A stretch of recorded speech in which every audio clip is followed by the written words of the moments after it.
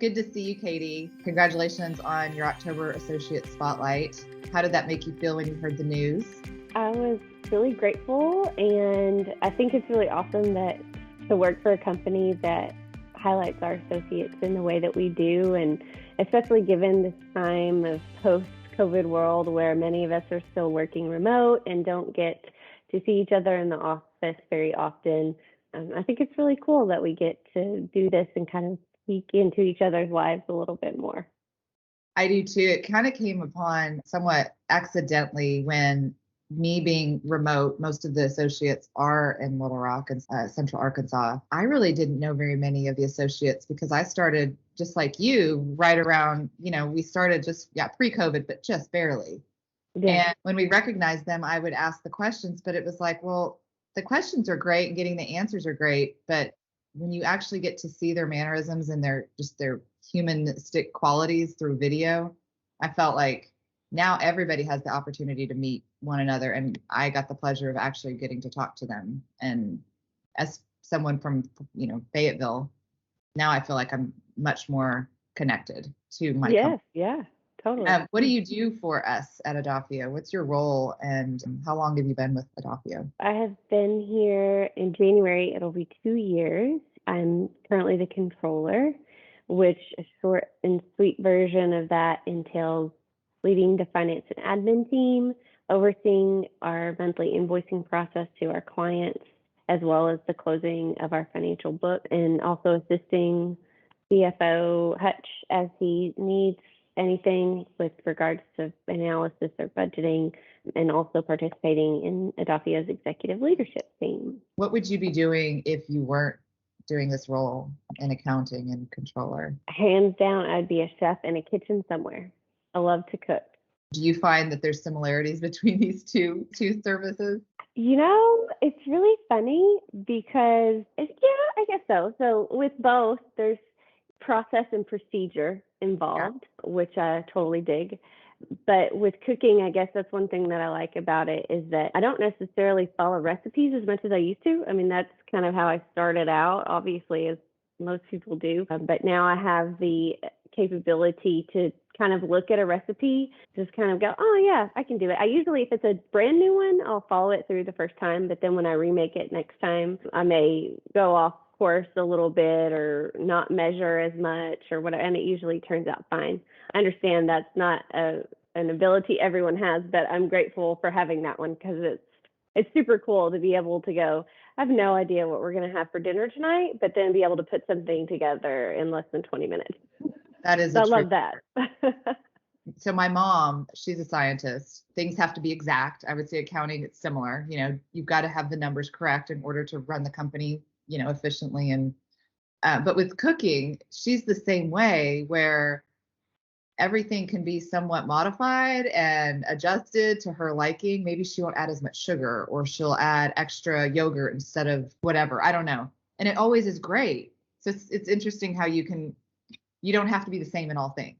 You can modify, you can be an accountant, be structured and disciplined in that area, but then you can be a little loosey-goosey and have fun with the cooking. What's your favorite recipe? I'm not really sure that I have a favorite recipe. I will say, like, something that I can eat like almost at any point in time is any kind, like eggs, like a breakfast tacos or like some avocado toast with a fried egg on it. That's my jam. Yeah. One of our associates, Justin Hicks, I asked him what his best kept secret or something that nobody knew about him. And he said, it's how I cook my scrambled eggs. So you might ask him, like, tell me more about your recipe for scrambled eggs, because apparently he's got a secret about them. Okay. All right. Yeah. A friend of mine uses, she splashes water, like a little bit of water in the scrambled eggs. I don't know whether it's before she puts them on the stove or after or during, but have you heard of that? Yeah, they say sometimes adding a little splash of water or milk or something makes them fluffier. I will say I think I've found that to be true. The key is to not overcook them, which a lot of people do. And it can be hard. It's a very simple thing, but it's also a very delicious, wonderful thing when you can do it right.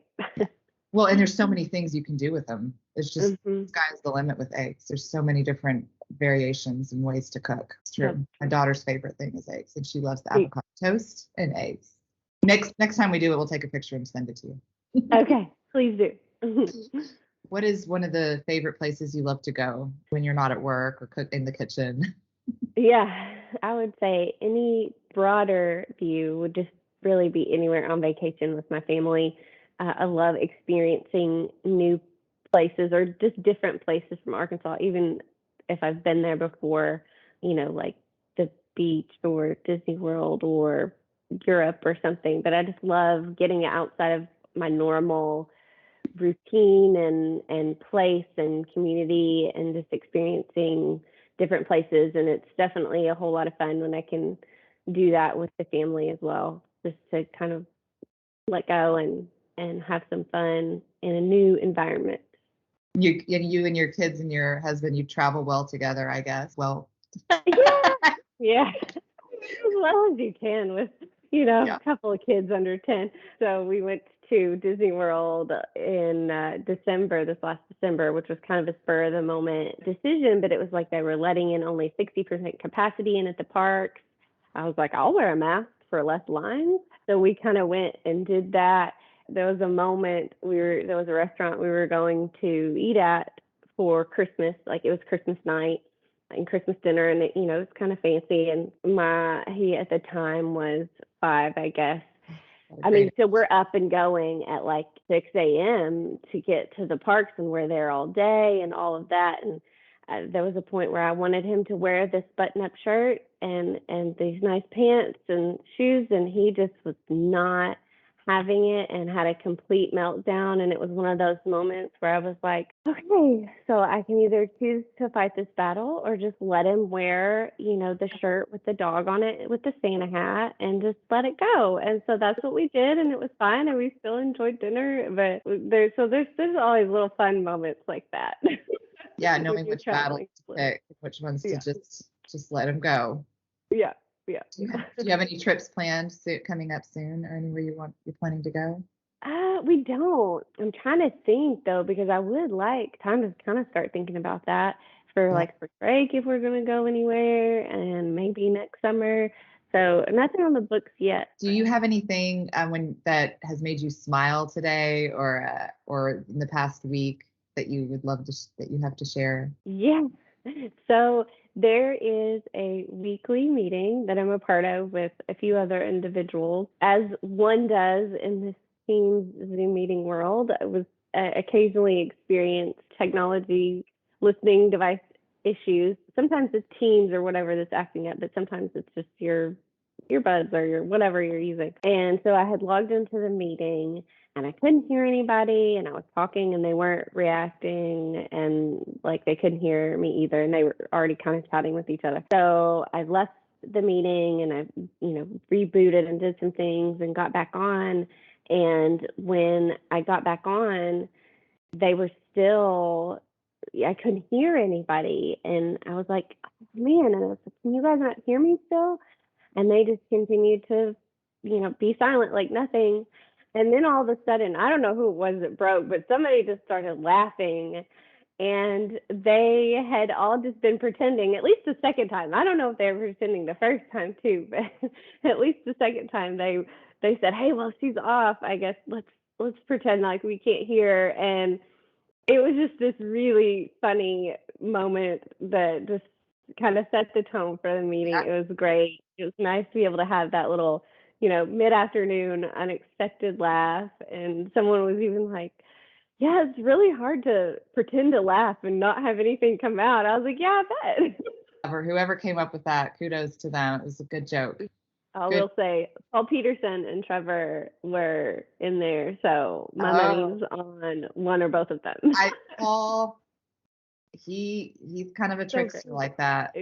Yeah. Makes complete sense that he might be the one to do it. We're gonna have to rally and get something on him. Everybody at Adafio who's come to our company has always had just a wonderful story about what brought them here. And if you would be so kind as to share yours with us. In the fall of 2018, I wasn't necessarily job looking, but over the last year or more, I'd really been thinking about it and had developed a strong desire to someday join a company that had a culture and an environment that was beyond anything I'd previously experienced. I mean, I'd just kind of heard about it, through word of mouth over the last few years and how great they were and what a good company it was. And so I just happened to come across, I think it was through Indeed or something, or maybe somebody forwarded me the opening. But anyway, it was an assistant controller position that was open.